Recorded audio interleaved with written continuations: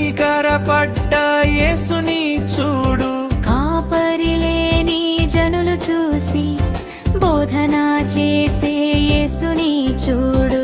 ప్రొద్దుపోయే సమయంలో కనికరపడ్డ యేసుని చూడు. కాపరి లేని జనులు చూసి బోధన చేసే యేసుని చూడు. ఆయన చేతిలో ఆశ్రయమే, ఆయన హృదయంలో ప్రేమే. ఆయన చేతిలో ఆశ్రయమే, ఆయన హృదయంలో ప్రేమే. ఆయన ప్రేమతో ఆయన శక్తితో కనికరపడ్డ యేసుని చూడు.